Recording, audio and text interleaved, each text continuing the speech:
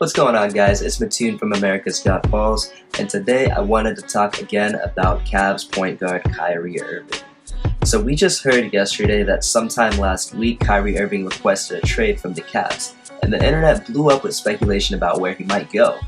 People were saying stuff like, imagine him in San Antonio next to Kawhi, imagine him next to Kristaps in New York, blah blah blah. You guys know what I'm about at America's Got Balls. I don't like all that hypothetical BS, like it gets stale really quick and we're probably gonna forget it completely by the time next season starts.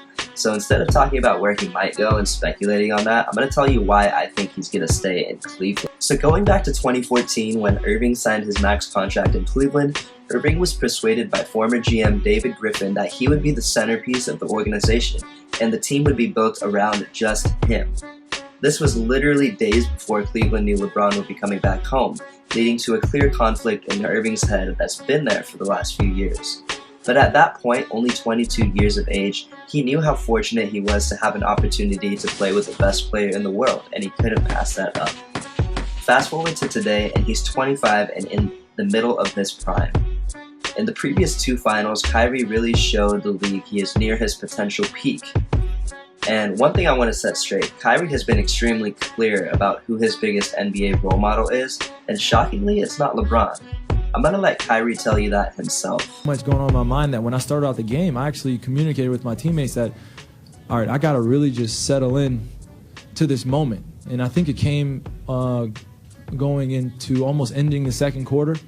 That moment right there happened, and then I was like, okay, I'm fine. And all I was thinking about in the back of my mind was Mamba mentality. And just Mamba mentality. That's all I was thinking. That's right, Mamba mentality. Kobe has been mentoring Kyrie for a while now, going as far back as the 2012 Olympics when they first met. A surprising locker room story tells us just how close the two have become. Moments after hitting the game-winning shot of Game 7 in the 2016 finals, and after celebrating with his teammates and family, the very first thing Kyrie did was FaceTime Kobe from the locker room. So I know what you may be thinking. I'm a Lakers fan. I'm probably just looking for an excuse to talk about Kobe. Well, you're right. But there's also this. In 2007, a 28-year-old Kobe in his prime demanded to be traded away from the Lakers. The Lakers were coming off a couple of tough years, and Kobe was hearing a lot of the he can't win without Shaq talk that year, especially with Shaq winning a title in Miami just the year before. He was also playing with the beloved Smush Parker and Kwame Brown. So yeah, imagine him seeing a despised former teammate win a title while people say you can't win without him, and you're playing with scrubs. You get the point. At the time, Kobe remained firm, saying the only way he would change his mind was if whoever started a rumor that blamed Kobe for Shaq's departure was terminated immediately. There were some pretty insane trade proposals back then, including Houston offering up Tracy McGrady to pair Kobe with Yao Ming. A Melo for Kobe swap was also talked about that would have had Kobe and Allen Iverson in one backcourt. While it's fun to fantasize about what could have been, the Lakers front office decided against trading him, and Kobe ended up winning 2 more titles and retiring as a Laker. So what's the moral of the story here? Find someone who looks at you the way Kyrie looks at Kobe. All jokes aside, all the speculation around a possible trade, including Kyrie Irving, is just that, speculation. Ultimately, the Cavaliers have no obligation to help Kyrie change uniforms before 2019.